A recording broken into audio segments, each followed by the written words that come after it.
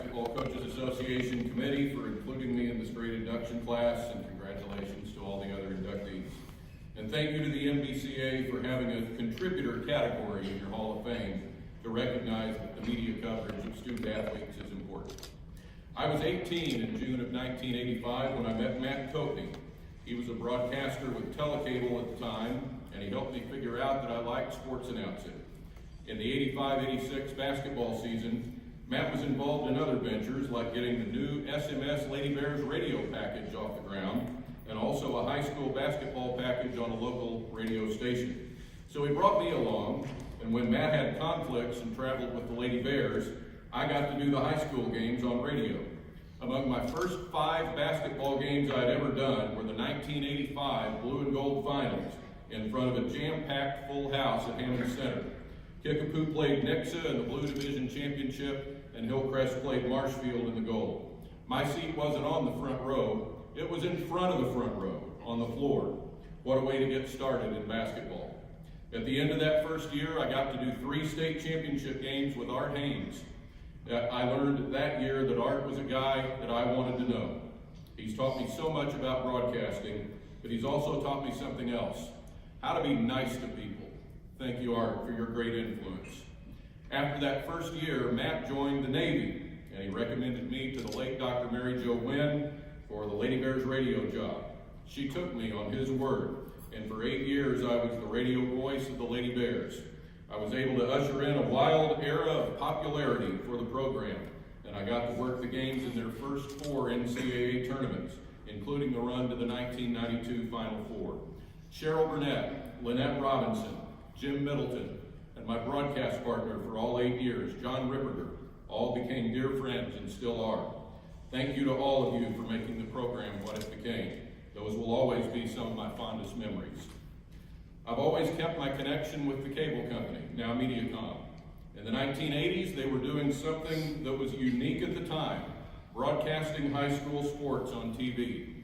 Today, there are one-camera internet broadcasts everywhere, but no one can match the quality with which Mediacom can do a sports broadcast. It started under the leadership of my dear friend Stan Melton, who's here today. Stan and the producers of sports at Mediacom have done amazing work.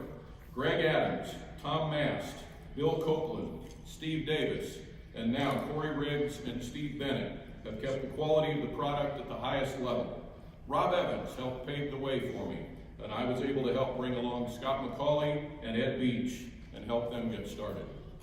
I have a family at the Blue and Gold Tournament. I've served as a PA announcer for 30 years, and I've been fortunate enough to broadcast 54 championship games. Thank you to the late Larry Atwood, Mark Fisher, Kent Hedgepeth, and now Darren Taylor for leading such a great event. In 1996, I met MBCA Hall of Famer Mike McClure. I started doing games with him on Monet Radio, and he started doing games with me on Mediacom. In 2009, he started his own company, McClure Broadcasting, and asked me to be a part of it. To date, we have worked 916 games together. Thank you, Mike, for your friendship and for being the pro that you are. At this very moment, he's timing me. For 11 years, I've been a part of a family at Willard High School, doing games on their website, willardtigers.net. Thanks to Jeff Staley, Mike Graves, and Julie Hartley for getting it started, and Kathy Shute for continuing to promote Willard student athletes with this great service. And thank you, J.J. Adamson, for being not only a great coach, but one of the finest people I've ever met. For the last 5 years, I've been a part of another family at Missouri State University, broadcasting games through the Valley on ESPN initiative. Thanks to Rick Kindhart and Kyle Motes for allowing me to be a part of it, and Brandon Height and his production crew for putting on a first-class broadcast. And thank you to Bill Rowe for being such a great mentor to all of us. And finally, my real family. My dad died last fall on November 17th, and my mom died 2 weeks ago. I was able to tell Mom that this was going to happen. I know that they would both be very proud. Dad taught me a love of sports, and Mom became my biggest fan. To my sisters, Brenda and Rhonda, and their families, the last 3 years haven't been easy, but we're going to make it because we have each other, and we're there, and we've stuck together. To my in-laws, Tom and Rita Ratliff, thank you for being great parents and grandparents, and for always being there for me.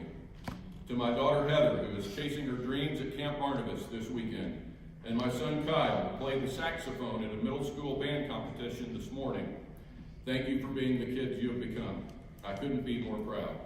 And finally, to my wife Tammy, on August 20th, we'll celebrate 25 years of marriage and 29 years together. I couldn't imagine going on this ride without you. You're the rock of my life. I've been so fortunate to find something I love to do for nearly 34 years. Over 3,800 games, almost 2,000 basketball games, and over 1,000 of those have been high school basketball games. Thank you to all the players and coaches who have made my job fun. It's always about you, and it's never about me. And thanks to all 155 of my broadcast partners. If you know me, you know I'm a big music fan. And one of my favorite lines is from the band REO Speedwagon. Live every moment, love every day, because before you know it, your precious time slips away.